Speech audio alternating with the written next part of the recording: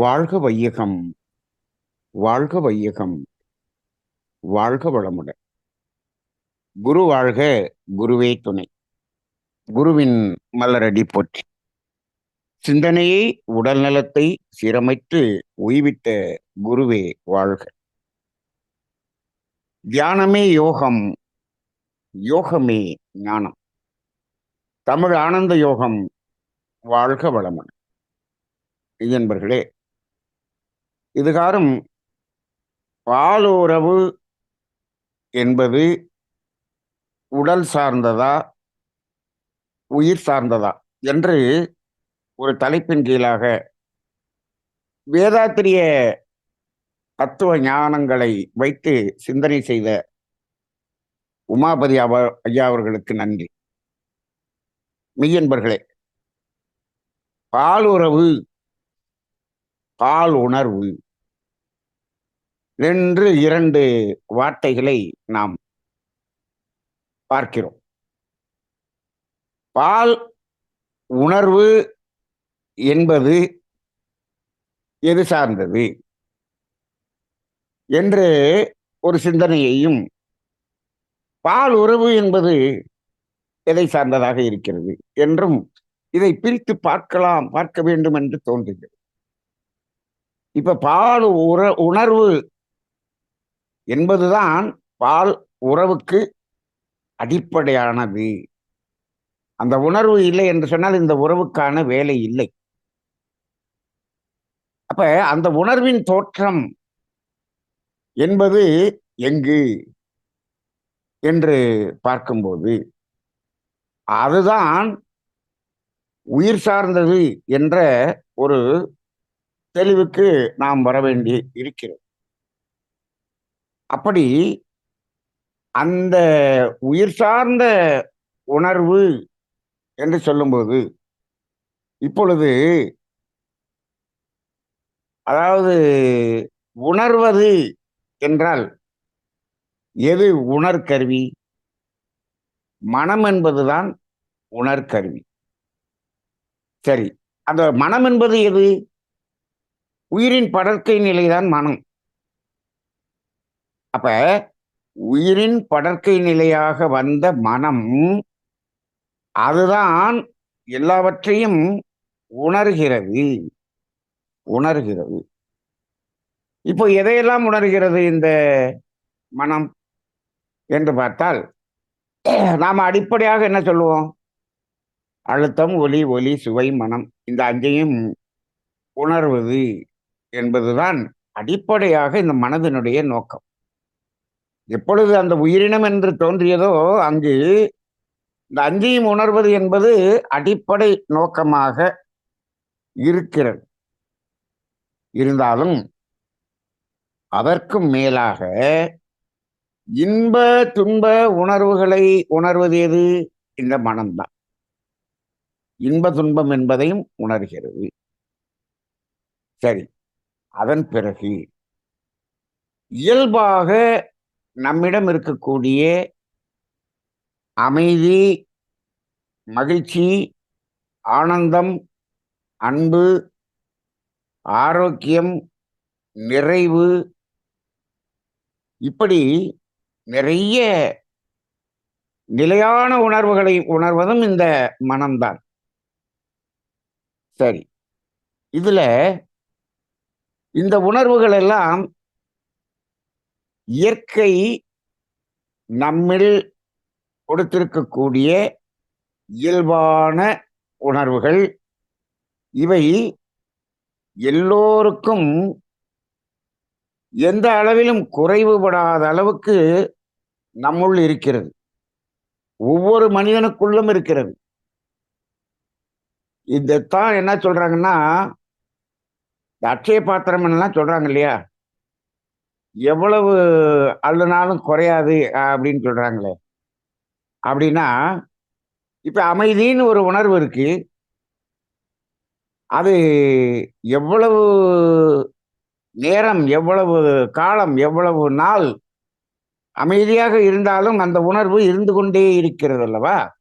அதை உணர்ந்து கொண்டே இருக்க முடிகிறது அல்லவா? அப்ப அதுல ஏதாவது குறையுதா? குறைகிறது இல்ல. அப்ப இந்த மகிழ்ச்சின்னு ஒரு உணர்வு இருக்கு.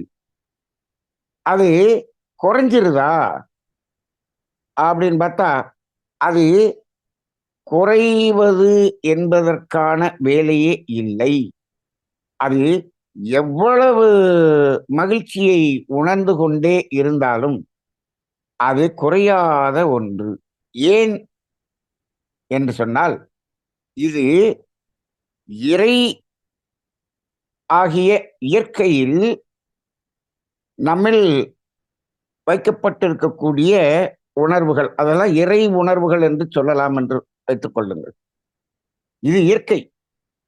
அப்ப அபரிமிதமான இந்த உணர்வுகளை எல்லாம் வைத்திருக்கிறது என்று சொல்லுகிறோம்.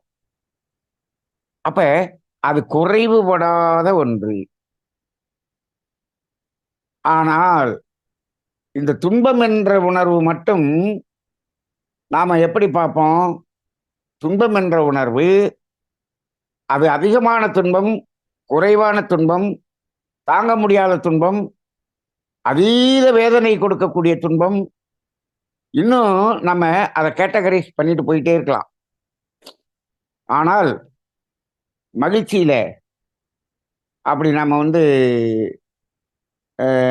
இருக்கான்னு கேட்டா இல்ல. அதுல மகிழ்ச்சி இந்த மாதிரியான உணர்வுகளை எல்லாம் என்ன சொல்லலாம்னு எப்படி சொல்லலாம்னா, அதை உணரக்கூடிய கால அளவு அவ்வளவுதான். அப்படிதான் நம்ம சொல்ல முடியும். மகிழ்ச்சினா மகிழ்ச்சி தான். ஆனந்தம்னா ஆனந்தம் தான். அந்த கால அளவு என்ன ஆகிறது? மனிதனிடம் மகிழ்ச்சி வருகிறது. அது ஒரு கால அளவிலே என்ன ஆயிருது? அது அது மறைந்து விடுகிறது.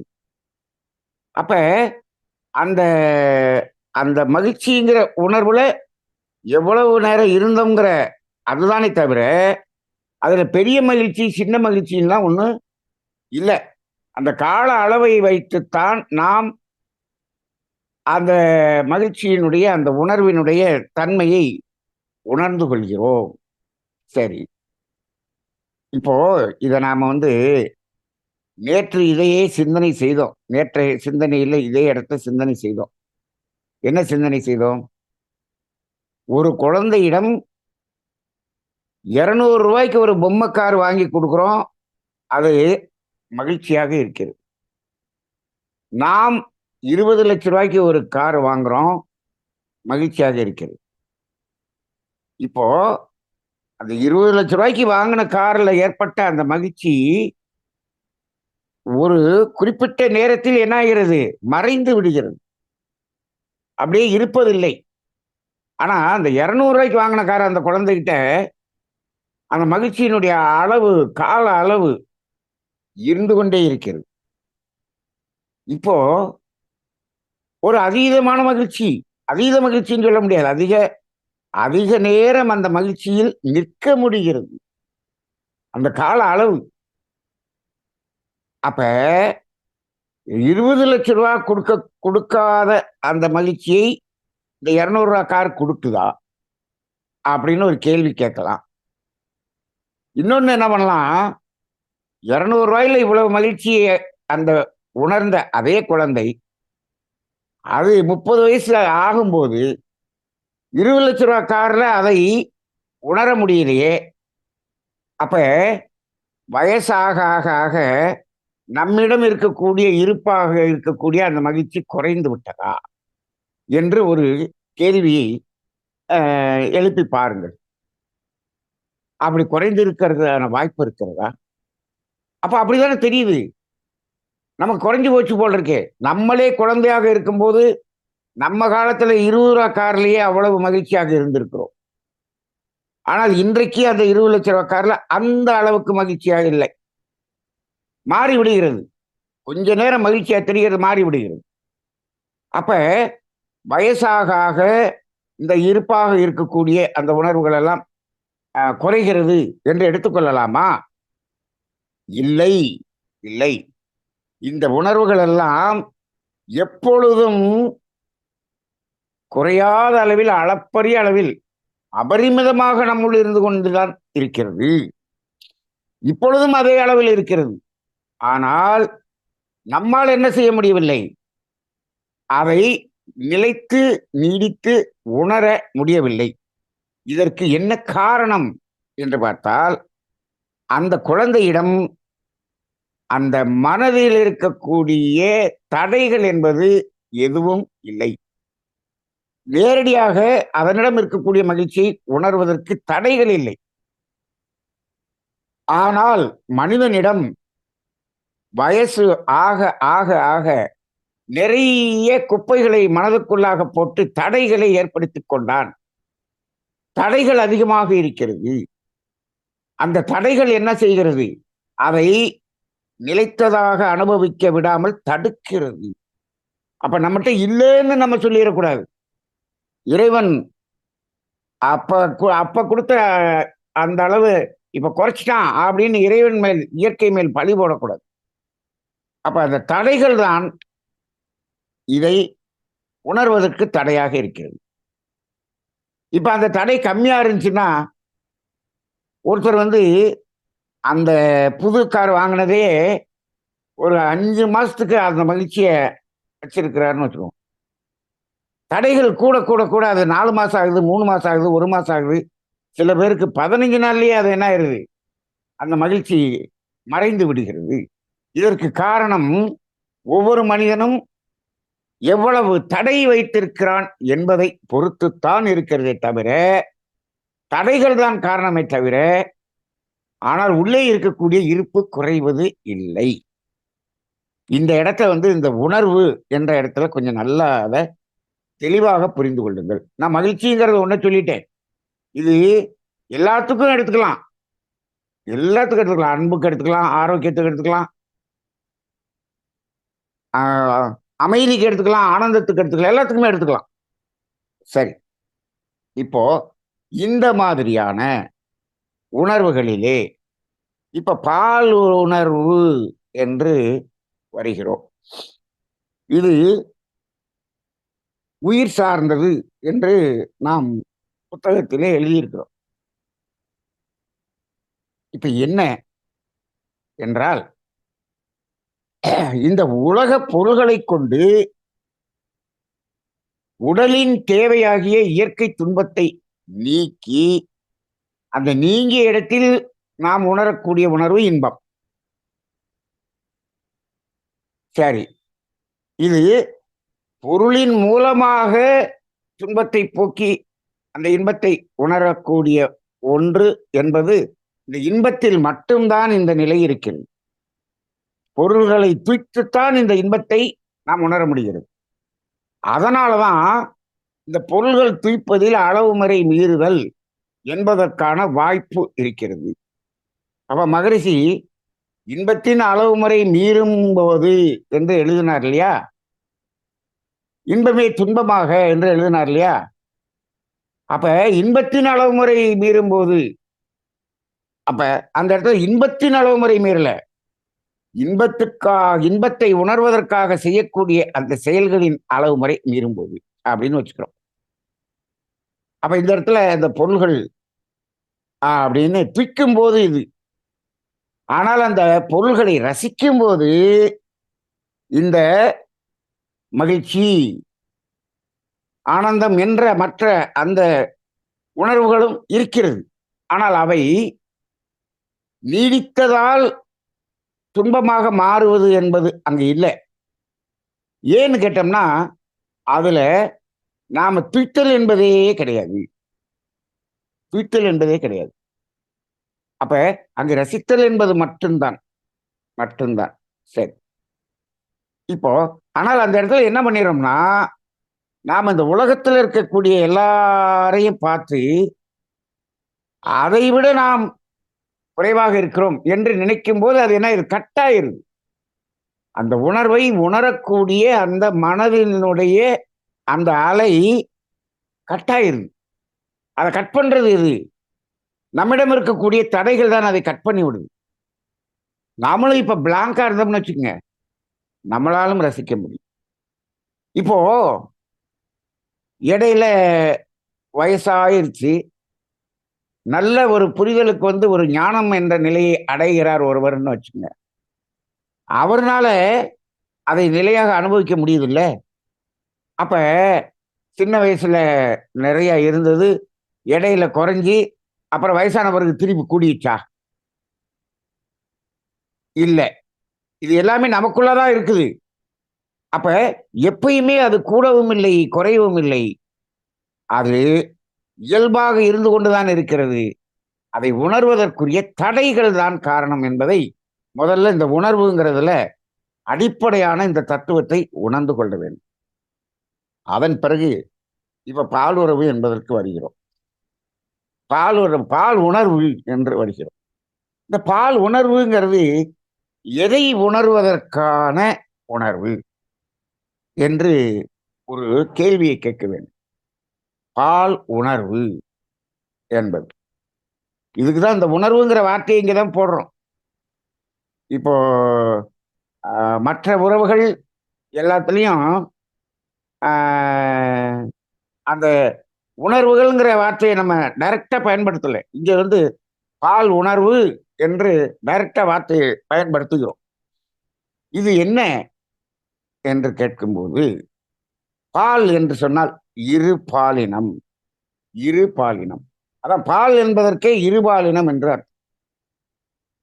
இருபாலினம் என்று சொல்லும்போது, அதில் ஒரு ஈர்ப்பு இருக்கிறது.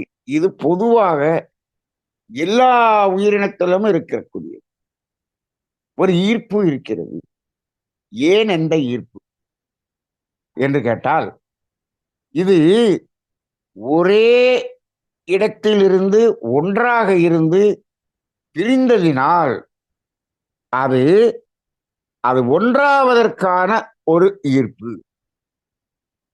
ஒன்றானவன் உருவில் இரண்டானவன் என்று அங்கு அந்த சுத்தவெளியாகிய தெய்வ நிலையிலிருந்து இயக்கமாக வருவதற்கு அந்த பாடலை பாடினார்.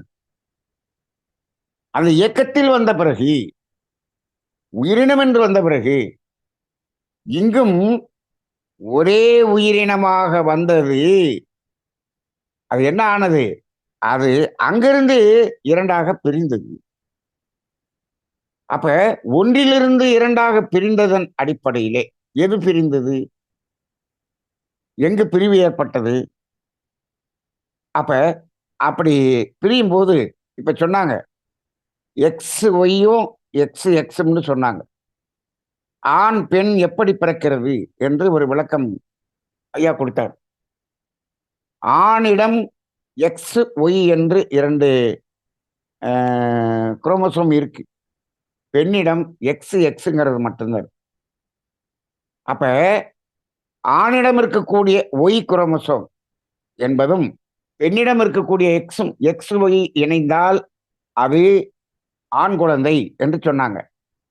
எக்ஸும் எக்ஸ் இணைந்தா பெண் குழந்தை என்று சொல்லிவிட்டார். இன்னும் கூட இதில் ஆழமாக சில சிந்தனைகளை செய்ய வேண்டியிருக்கிறது. பெண்ணிடம் இருக்கக்கூடிய 2 எக்ஸ் இருக்கு இல்லையா, அந்த 2 எக்ஸ்ல ஒரு எக்ஸ் தந்தையிடம் இருந்து வந்திருக்கும், இன்னொன்னு தாயிடம் இருந்து வந்திருக்கும். இப்போ இங்க எக்ஸ் ஒய்ன்னு இருக்கு. ஒய் வந்து தந்தையிடம் இருந்து வந்தது, எக்ஸ் வந்து தாயிடம் இருந்து வந்தது. அதானே எக்ஸ் ஒய். ஆனால் அங்க 2 எக்ஸ் இருக்கே. அப்ப அந்த 2 எக்ஸ்ல ஒண்ணு தந்தையிடம் இருந்து வந்திருக்கும், இன்னொன்னு தாயிடம் இருந்து வந்திருக்கும். 2 ஒரே இதுல இருந்து வந்திருக்காது. இப்போ இந்த ஆணிடம் இருக்கக்கூடிய ஒய் அந்த பெண்ணிடம் இருக்கக்கூடிய 2 எக்ஸ்ல தந்தையிடமிருந்து வந்த எக்ஸோட சேர்ந்துச்சுன்னா ஆண் குழந்தை. அதுதான் பியூரான ஆண் குழந்தையாக இருக்கும். அதே இந்த ஒய் அம்மாவிடமிருந்து வந்த எக்ஸோட சேர்ந்துச்சுன்னு வச்சுக்கோங்க. அப்ப அந்த பியூரஸ்ட் ஆண் என்பது இருக்காது. அப்ப அதே போல இந்த ஆணிடம் இருக்கக்கூடிய எக்ஸ் அது அம்மாவிடமிருந்து வந்தது. அங்கு அதே அம்மாவிடம் இருக்கக்கூடிய 2 எக்ஸ்ல அம்மாவிடம் இருந்து வந்த எக்ஸோட சேருதா, அப்பாவிடம் இருந்து வந்த எக்ஸோட சேருதா? இப்படி பார்க்கும்போது அதிலேயே நாம சில வித்தியாசங்களை உணர வேண்டியதாக இருக்கிறது. இந்த மாறுபாடுகள் தான் சில இடத்திலே அது ஆண் உருவத்தில் இருக்கக்கூடிய அலியாகவும் பெண் உருவத்தில் இருக்கக்கூடிய அலியாகவும் அங்கு நாம் அந்த பாலினம் ஒரு மூன்றாவது ஒரு பாலினமாக இங்கே உருவாவதை பார்க்கிறோம். பெரும்பாலும் அப்படி இணையாது. அது ஆக்சிடென்டல் அப்படி இணைந்ததுனால அப்படி இருக்கிறது. அந்த அலி என்று சொல்வதில் கூட அந்த ஆண் தன்மையில் அதிகமாக இருக்கக்கூடிய அலியும் இருக்கிறார்கள், பெண்ணாக இருந்து அலியாக இருப்பவர்களும் இருக்கிறார்கள் என்பதையெல்லாம் இதை வைத்து நாம் உணர்கிறோம். இது ஒரு ஆராய்ச்சிக்கு உட்பட்டது. இப்போ இந்த குரோமோசோம் எல்லாமே எங்க இருக்கு அப்படின்னு சொன்னோம்னா உயிர். சரி, அந்த உயிர் நம்ம உடம்புல எங்கு தோய்ந்து இருக்கிறது? உடம்புல உயிர் தங்குது அப்படின்னு சொன்னாலே அது எங்கு தங்குகிறது? இதை நம்ம காயகல்பத்தில் படிச்சிருப்போம், விந்துநாதம் என்று சொல்லி. அங்கதான் அந்த உயிர் தங்கி இருக்கக்கூடியது ஒன்று. இப்போ இந்த இந்த உயிருக்கு ஆண் பெண் ரெண்டினுடைய உயிருக்கும் அந்த உயிர் மையத்துக்கும் என்ன ஒரு வேட்கை அதற்குள்ளாக இருந்து கொண்டே இருக்கும் என்று சொன்னால், அந்த உயிர் மையம், அந்த உயிர் மையமாக இருக்கக்கூடிய சுத்தவெளி தானே. இப்போ அந்த உயிர் என்று சொல்கிறோம், அந்த உயிரின் மையத்திலே சுத்தவெளியாகிய தெய்வம். ஆணுக்கும் பெண்ணுக்கும் ரெண்டுலையுமே அந்த சுத்தவெளியாகிய தெய்வம். இதை அடிப்படையாக கொண்டு அது என்ன ஆகுது? அந்த உயிர் துகள் இருக்கிறது, அங்கு கர்ம வினை என்ற ஒன்று இருக்கிறது.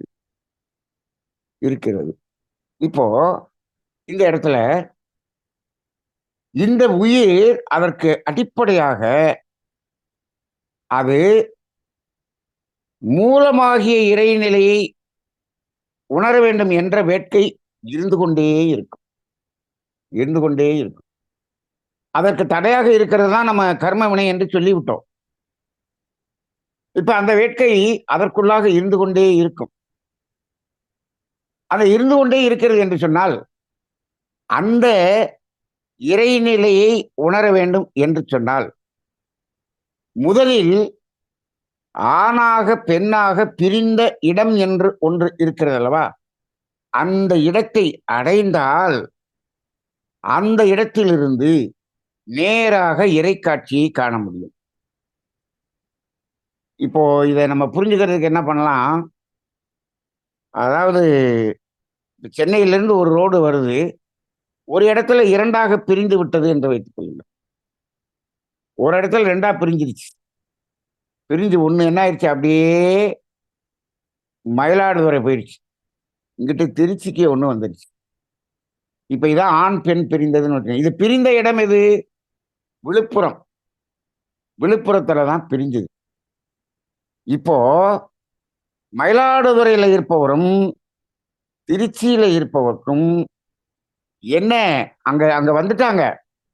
இவங்க ரெண்டு பேரும் எங்க போய் சேரணும்? தனது மூலம் சென்னைக்கு போய் சேரணும். அப்ப அது அந்த பயணம் நிறைவு பெற்று அவங்க வந்த வேலை முடிஞ்சு சென்னைக்கு போய் சேரணும். அப்படின்னா இவங்களுடைய பயணம் முதல்ல எதை நோக்கி இருக்கும்? அது திருச்சியில் இருக்கிறவருக்கும் மயிலாடுதுறையில் இருப்பவருக்கும் பயணம் சென்னையை நோக்கி இருக்குமா என்று கேட்டால் முதலில் விழுப்புரத்தை நோக்கித்தான் இருக்கும். திருச்சியில் இருக்கிறவன் விழுப்புரம் போகணும்னு முதல்ல போவார், அவரும் விழுப்புரம் வருவார். விழுப்புரம் வந்த பிறகு இரண்டு பேருமே ஸ்ட்ரைட்டா சென்னை போயிடுவாங்க. அந்த விழுப்புரத்தை அடையாமல் சென்னை போக முடியாது. அங்கதானே பிரிஞ்ச இடம். அந்த இடத்துக்கு வந்துட்டாங்களா? வந்துட்டாங்க. இன்னும் சொல்ல போனா, இப்போ கணவன் மனைவி ரெண்டு பேரும் அப்படியே இமயமலையில ஒரு காட்டுக்குள்ள போறாங்கன்னு. கணவன் முன்னாடி போயிட்டு இருக்காரு, மனைவி கொஞ்சம் பின்னாடி வர்றாங்க, மெதுவா நடந்து வர்றாங்க. ஒரு இடத்தில் அது இரண்டு பாதைகளாக பிரிந்து விட்டது. அதில் இடதுபுறம் இருக்கக்கூடிய பாதையில் கணவர் சென்று விட்டார் என்று வச்சுக்கோங்க. மனைவி அந்த இடத்துல வந்து பாக்குறாங்க. அவங்க வலது பக்கம் தான் போயிருப்பாங்க, வலது பக்கம் இருக்கக்கூடிய இடத்துக்கு போயிட்டாங்க.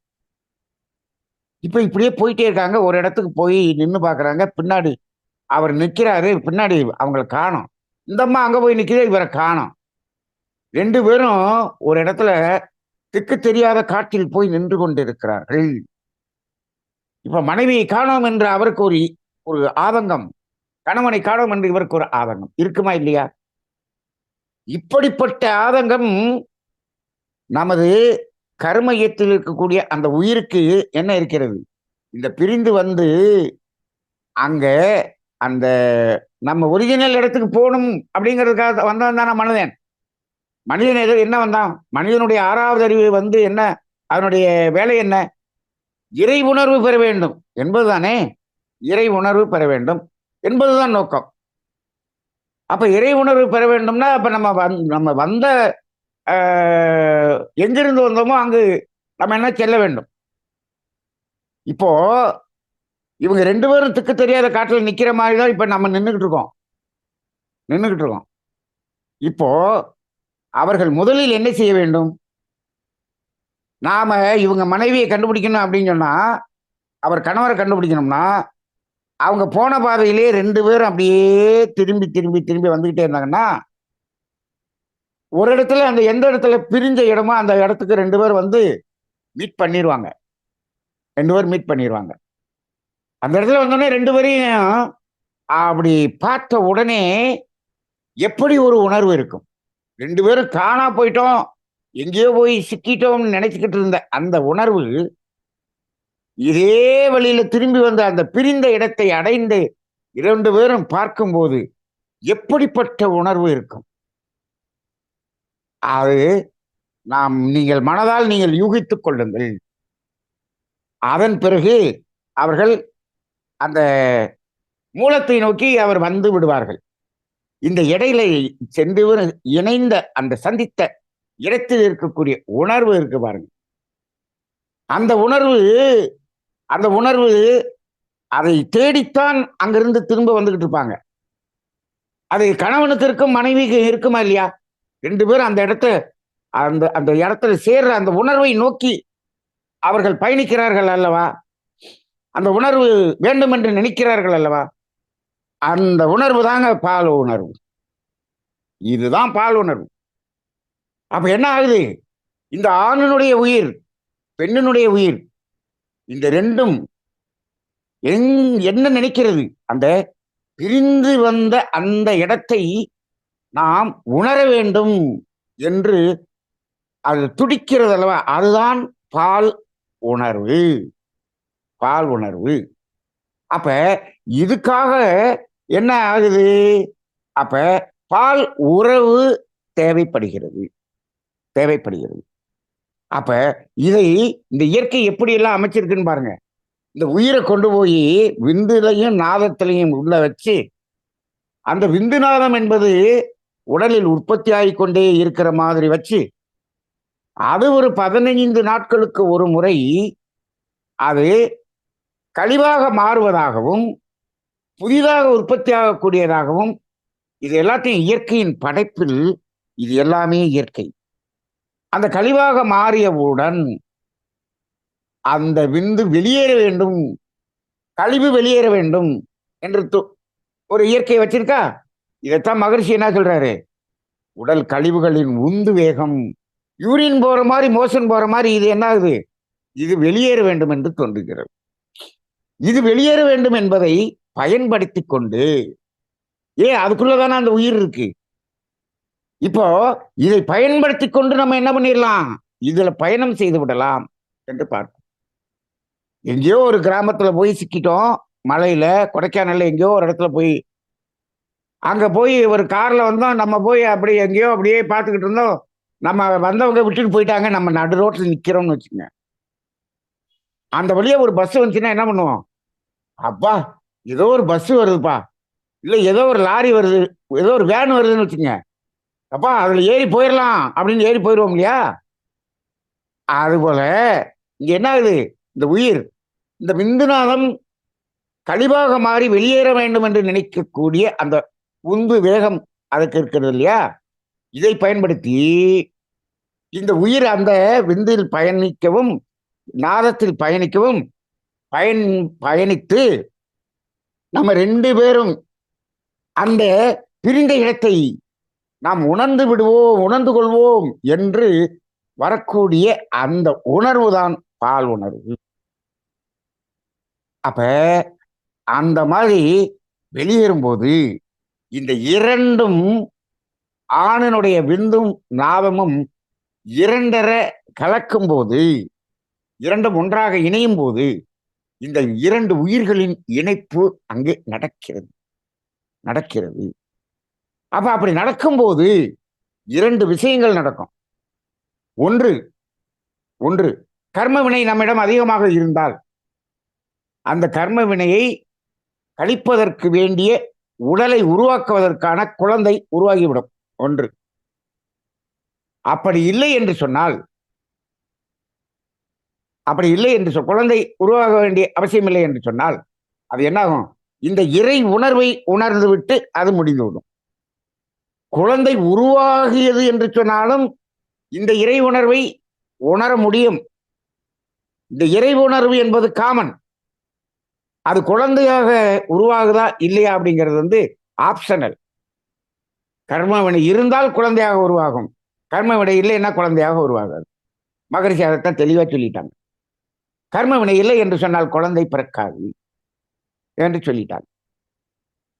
அப்ப இந்த இடத்துல இறை உணர்வு என்பது காமன். அப்ப இந்த இடத்துல இந்த பால் உணர்வு ஏற்படும் போது அந்த உறவு ஏற்பட்டால்தான் விந்துவும் நாதமும் இணைய முடியும். அப்ப ஒரு ஆணுக்கு ஒரு பெண்ணுடைய ஈர்ப்பு இருக்கிறது, பெண்ணுக்கு ஆணினுடைய ஈர்ப்பு இருக்கிறது. இந்த உணர்வு எல்லோருக்கும் இருக்கிறது.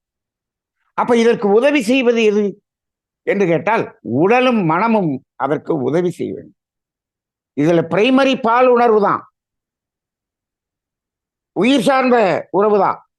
அதற்கு உதவி செய்வது இந்த உடலும் மனமும். அப்ப அந்த உடல் அப்படிங்கிறதுல அந்த உணர்வு அதனுடைய அந்த உச்சநிலை இறை உணர்வு என்பது இல்லை என்று சொன்னாலும் அதில் இருக்கக்கூடிய அந்த மைல்டான உணர்வுகளை உணர முடியுமா என்றால் உணர முடியும். ஒரு ஆணினுடைய உடலோடு அந்த மெல்லிய ஒரு டச் என்று இருக்கிறது என்று வைத்துக் கொள்ளுங்கள். அதில் பெரிய உணர்வு இருக்காது. அதே பெண்ணினுடைய உடல் என்று அந்த டச் இருக்கும்போது அந்த அழுத்தம் என்று சொல்லுகிறோமே அந்த உணர்விலேயே வேறுபாடு இருக்கிறது. ஏன்? அந்த டச்சிலேயே அதுல ஒரு வித்தியாசமான உணர்வை உணர முடியும். ஏன் அந்த வித்தியாசம் வருகிறது என்று கேட்டால் அந்த டச்ல இந்த உடல் இந்த உயிரின் இணைப்புக்கு பயன்பாடுக்கு அது உதவி செய்ய போகிறது என்ற அந்த உயிரினுடைய அந்த உணர்வின் தொடக்கம் அங்கு வந்து விடுகிறது. ஏன்னா இப்போ ஆனா அதனுடைய உச்சநிலை உணர்வு என்பது இறை உணர்வு. அப்ப இந்த ஒரு தொடுதல் என்ற ஒரு இடத்தில் கூட அந்த இறை உணர்வின் ஒரு துளியை இங்கு உணர முடிகிறது. அதனாலதான் அந்த ஒரு டச் அப்படிங்கிறது கூட ஒரு உணர்வை மனிதனுக்கு கொடுக்கிறது. இது ஆணுக்கோ பெண்ணுக்கோ இருக்கும்போது அந்த உணர்வு தெரியாது. இதெல்லாம் நமக்குள்ளாக இருக்கக்கூடிய இயல்பான ஒரு உணர்வு. இதுதான் இந்த டீனேஜ்ல வருது. டீனேஜ்ல எல்லாருக்கும் வரும். இதையெல்லாம் நம்ம இதை புரிய வைக்கிறது இல்லை, இதை சொல்றது இல்லை. இன்னைக்கு நம்ம இவ்வளவு பேசுறோம், இதெல்லாம் நம்ம பெரியவங்களுக்கே இது வரைக்கும் தெரியறது இல்லை. அந்த டச் என்பதிலே அந்த உணர்வு இருக்கும். அப்ப இந்த உடல் நமக்கு இந்த உறவுக்கு உதவி செய்ய இருக்கிறது என்ற அது ரெடியா ஆகுது. இப்ப நாம ஒரு கொடைக்கானல் போறதுக்காக டூருக்காக நின்றுட்டு இருக்கோம். வெயிட் பண்ணிக்கிட்டே இருக்கோம் 1 மணி நேரம். வேன் வரல. வெயிட் பண்ணிக்கிட்டே இருக்கோம். அங்க இருந்து ஒரு வேன் வந்துருச்சு அப்படின்னு நம்ம எல்லாரும் என்ன பண்றோம்? ஒரு குதிக்கிறோம். வேன் வந்துருச்சு. வேன பார்த்த உடனே ஒரு சந்தோஷம் வந்துருச்சா? இன்னும் வேன் வந்து நிக்கல. அதுல ஏறல. ஏறல. அந்த வேன பார்த்த உடனே ஒரு சந்தோஷம். கொடைக்கானலுக்கு போன சந்தோஷம் வந்துருச்சு. வந்துருச்சா? அது மாதிரி இங்கேயும் அந்த ஒரு உணர்வு அங்க அ இருக்கிறது. அதுலயும் இருக்கு. அது இல்லைன்னு சொல்ல முடியாது. இருக்கிறது. ஆனால் அது முழுமையாகவில்லை. முழுமையாகவில்லை. அப்ப அதுக்கப்புறம் என்ன ஆகுது? அந்த உடலுக்கும், இந்த உடலுக்கும் அந்த உதவி ஏற்பட வேண்டும் என்று சொன்னால், அந்த 2 மனங்களின் உறவுகள் அது என்ன ஆகணும்? அது அங்க என்ன ஆகணும்? அ சரியா இருக்கணும் இருக்கணும். இந்த 2னுடைய உதவி இல்லாமல் அது இந்த உயிரினுடைய உறவு என்பது நடக்காது. நடக்காது. சரி. ஆனால் இப்போ இது பிரைமரியாக இது உயிர் சார்ந்தது என்பதை புரிந்து கொள்ள வேண்டும். ஆனால் உடல், மனம் என்பதிலும் அதற்கு ஒரு சிறிய பங்கு இருக்கிறது. ஆனால் அந்த பங்குல இருக்கக்கூடிய அந்த அப்ப இருக்கக்கூடிய அந்த 2 மனங்களின் உணர்வு இருக்கு பாருங்க. அது கூட அது அந்த இறை உணர்வின் ஒரு சிறிய ஒரு சதவீதம், ஒரு சிறிய ஒரு பகுதி என்பதை உணர்ந்து கொள்ள வேண்டும் வேண்டும் இருக்கிறது. ஆனால் அதனுடைய முழுமை அங்கதான் அங்கதான். அப்ப அப்படி பார்க்கும் பொழுது இது உயிர் சார்ந்த உறவு என்பதை நாம் தெரிந்து கொள்கிறோம். நாம இந்த புத்தகத்தில் இது உயிர் சார்ந்த உறவு தானா? இல்லை இது அதாவது சமுதாயத்தில் இது உடல் சார்ந்தது என்று எடுத்துக் கொள்கிறார்களே, அப்படி இல்லை என்பதை ப்ரூவ் பண்றதுக்காக 2 கேள்விகளை கேட்டிருப்போம். அந்த 2 கேள்விகள் அதுதான் அதை வந்து கன்ஃபார்ம் பண்ணுது. இது உடல் சார்ந்தது இல்லை என்பதை அது கன்ஃபார்ம் பண்ணுது. இந்த உதவி செய்யக்கூடிய உடல்கள் 2ம் இணைந்து கொண்டிருக்கிறது. இந்த விந்துநாதம் என்ற உயிர் இணைவதற்கு முன் இந்த உடல்களின் இணைப்பை நிறுத்த முடியுமானா முடியாது. ஏன் முடியாது என்று சொன்னால், இந்த உடல் இணைப்பு வரும்போதே அந்த ஒரு அந்த இறை உணர்வின் ஒரு பகுதியை நீங்கள் உணர்கிறீர்கள் அல்லவா? போதும் என்று நிறுத்த முடியுமா? முடியாது. ஏன்? அந்த இறை உணர்வை முழுமையாக உணர வேண்டும். அப்ப அந்த விந்துநாதம் இணையத்துக்கு முன்னாடி அதை நிறுத்த முடியாது. இது உடல்களின் இணைப்பு அல்ல. சரி, விந்துநாதம் இணைந்து விட்டது. இறை உணர்வை பெற்றுவிட்டோம். அதன் பிறகு இந்த உடலினுடைய இணைப்பை தொடரவும் முடியாது. ஏன்? அந்த இணைப்பு நடந்து விட்டது. அப்ப இவ்வளவு இன்னைக்கு நம்ம பேசியிருக்கிறது கூட இன்னும் சுருக்கமாக பேசியிருக்கிறோம். இன்னும் இதை சார்ந்த ஒரு தத்துவ விளக்கங்களை ஆய்வு செய்தால் இன்னும் இதில் நிறைய உண்மைகளை நாம் சமுதாயத்துக்கு சொல்ல வேண்டியதாக இருக்கிறது. இந்த இடத்தில் பாருங்கள். இந்த இடத்தில் இன்று இதில் நிறைய பேசலாம். ஆனா ஒரு விஷயத்த இப்ப நம்ம வெளிப்படையாக பேசுவோம். இன்னைக்கு சமுதாயத்துல அந்த பிரச்சனை நிறைய இருக்கு. நிறைய இருக்கு. என்ன பிரச்சனை? இப்போ இந்த உணர்வை அந்த இரு பாலினமும் இணைந்துதானே உணர முடியும். ஆனால் நிறைய இடத்துல இந்த உணர்வு தோன்றுகிறது. ஆனால் இணைப்புக்கான சந்தர்ப்பம் இல்லை, வழி இல்லை. இப்படி நிறைய மனிதர்கள் அதை தன்னுள்ளாக அடக்கி நோயாக மாற்றிக்கொண்டிருக்கக்கூடிய சமுதாயத்தையும் பார்க்கிறோம். அப்ப இதுல இருக்கக்கூடிய அந்த ஒரு அடக்குதல் என்பது பல பல நோயாக இங்கு இருக்கிறது என்பதையும் பார்க்கிறோம். சரி, இப்ப இந்த இடத்துல இப்போ இப்ப விந்து என்பது ஒரு கழிவு. அது வெளியேற வேண்டும். இப்ப வெளியேறும் போது அந்த வெளியேறி அந்த நாதத்தோடு இணையும் போது இந்த வெளியேறுவதால் ஏற்படக்கூடிய அந்த ஜீவகாந்த விரயம் என்பது விரயம் ஆகாது. இப்போ இந்த இடத்த கொஞ்சம் நல்லா நம்ம சிந்திக்கணும். இப்போ ஒரு ஜிலேபி சாப்பிட்டோம். அதிலேயே ஜீவகாந்தம் வெளியேறினால்தானே அந்த இன்ப உணர்வு இருக்கிறது. ஆமா, அதை விட எவ்வளவு பெரிய ஒரு உச்சகட்டமான ஒரு உணர்வை இங்கே இந்த இதுல உணர்றோம். இந்த விந்து வெளியேறும் போது, நாதம் வெளியேறும் போது உணர்கிறோம்.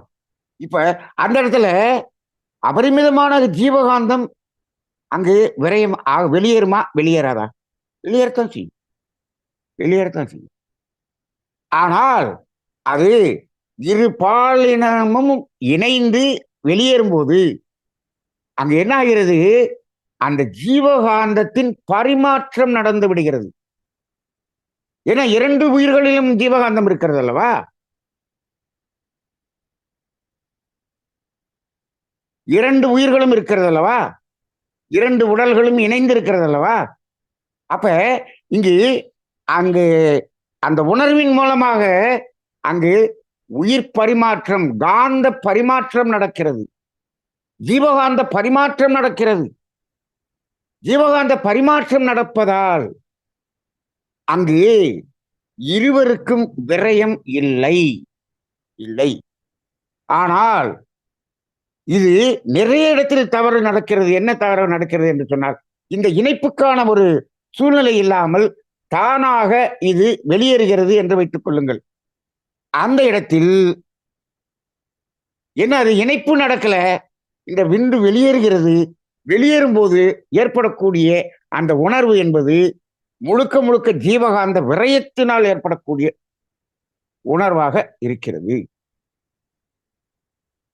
இப்போ இந்த இந்த இடம் இன்னைக்கு இது மாதிரியான ஒரு பிரச்சனைகள் சமுதாயத்தில் இருக்கிறதா? ஏகப்பட்ட இடத்துல இருக்கு. ஏகப்பட்ட இடத்துல இருக்கு. இதையெல்லாம் இன்னைக்கு சமுதாயத்தில் யாரும் பேசுவதில்லை. மருத்துவத்திலும் இதை சொல்லுவதில்லை. இது சமுதாய சீர்கேடாக இன்று இருந்து கொண்டிருக்கிறது. இதனால் ஏற்படக்கூடிய நோய்கள் எக்கச்சக்கமான நோய்கள். நிறைய பேர் இதனால் ஏற்படக்கூடிய நோய்களால் இருக்கிறார்கள். இந்த உணர்வு ஏற்பட்டு விட்டு ஏற்படாமல் இருக்கக்கூடிய ஒரு சூழ்நிலை வருவதற்கு ஆன்மீகத்தில் ஒரு உச்சகட்டமான பயிற்சிகளை செய்ய வேண்டும். ரொம்ப உச்சகட்டமான பயிற்சியா இருக்கணும்.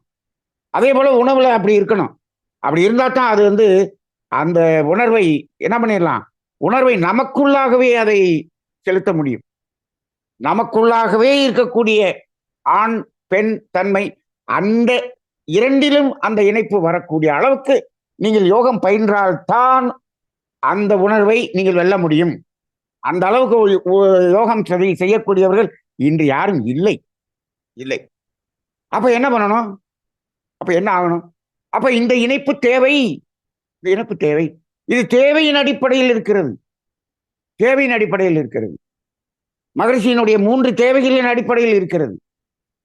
அப்ப இது பூர்த்தி செய்யப்படாமல் இருக்கக்கூடிய ஒரு சூழ்நிலைகளை நாம் இதையெல்லாம் சமுதாயத்துல ஒரு கணக்கெடுத்து பேசணும் அப்படின்னு சொன்னோம்னா அது எக்கச்சக்கமான பிரச்சனைகளுக்குரிய இடமாக இருக்கிறது. அப்படியெல்லாம் இருக்கக்கூடியதை பார்க்கிறோம். அப்ப எவ்வளவு பெரிய ஒரு நிலை! இயற்கைக்கு விரோதமாக ஒரு சமுதாயம் வாழ்ந்து கொண்டிருக்கிறது. ஒரு இடத்துல இது தேவையே இல்லாமல் அதீதமான உறவுகள் இருந்து கொண்டிருக்கிறது. ஒரு இடத்தில் தேவையை பூர்த்தி செய்யப்படாமல் ஒரு இடத்துல இருக்கு. இதெல்லாம் எப்படி சொல்றது அப்படின்னா, அவன் தேவையில்லாம எக்கச்சக்கமா சாப்பிட்டுட்டு இருக்கான். ஒரு நாட்டுல சோமாலியாவில் சாப்பிட்றதுக்கே பசியில் துடிச்சுக்கிட்டு இருக்கிறான். இது ரெண்டையும் பார்க்கிறோம் இல்லையா? இதே போல இது பசியில் இருக்கக்கூடிய அந்த வேறுபாடு, இந்த உணர்வில் இதே போல வேறுபாடு இங்கேயே இருக்கிறது. அதுவும் நான் அடித்து சொல்வேன், நமது நாட்டில் அதிகமாக இருக்கிறது. ஏன் என்று சொன்னால், சில பண்பாடு கட்டுப்பாடு என்று சிலவற்றை இவர்கள் வைத்து அதை என்ன ஆக்கி விட்டார்கள். இந்த உணர்வு சார்ந்து இதையெல்லாம் புரிந்து அதற்கு தகுந்தாற் போல அந்த சமுதாய அமைப்பை ஏற்படுத்தல. என்னைக்கோ ஏற்படுத்தப்பட்ட சில ஒரு சட்டத்திட்டங்கள், இப்படி மனிதனாக வைத்துக்கொண்ட சட்டத்திட்டங்கள், இதெல்லாம் மனிதனாக வைத்துக்கொண்ட சட்டத்திட்டங்கள், இயற்கையில் கிடையாது, நாம வைத்துக் கொண்டது. இது எதற்காக இந்த சட்டத்திட்டத்தை வச்சுக்கிட்டோம்? எல்லாருக்கும் எல்லாமும் பெற வேண்டும், எல்லாருக்கும் எல்லா தேவையும் பூர்த்தி ஆக வேண்டும், யாருக்கும் துன்பம் வராமல் இருக்க வேண்டும். அதன் துன்பமாக வரக்கூடாது என்பதற்காக வைக்கப்பட்ட சட்டங்கள் தானே தவிர, இப்பொழுது அதுவே துன்பத்தை உருவாக்கக்கூடியதாக மாற்றி இருக்கிறது என்று சொன்னால் அதை மாற்ற வேண்டுமே. யார் மாற்றுவது? யார் பூனைக்கு மணி கட்டுவது? இந்த கேள்வியை நான் இன்று கேள்வியாக எழுப்பிவிட்டேன். இதை சமுதாயத்தில் எங்கோ ஒரு இடத்தில் இது கேள்வியாக மலரட்டும். இதை இன்னும் முழுமையாக நாம் விளக்க முடியவில்லை என்றாலும் இதை இன்று இந்த தலைப்பிலே இதை இன்று வெளிப்படுத்தி இருக்கிறோம். ஆனால் இது எப்படிப்பட்ட உணர்வு? இது அந்த உயிர் என்ற விளக்கமும், உயிரின் மையத்தில் இருக்கக்கூடிய அந்த இறை என்ற விளக்கமும், உயிரின் படர்க்கை நிலையாக மனம் என்ற விளக்கமும் புரிந்தவர்களுக்குத்தான் இதை உணர முடியும். இன்றைக்கு இந்த ஒரு தலைப்பில் இதை கேட்டுக்கொண்டிருக்கக்கூடிய அன்பர்கள் வேதாத்திரியத்தில் இதையெல்லாம் நன்கு உணர்ந்தவர்கள் என்பதனால் இதை வெளிப்படுத்திட்டோம். அந்த அளவிலே இது ஒரு இறை உணர்வு, அப்படிப்பட்ட ஒரு புனிதமான உறவு.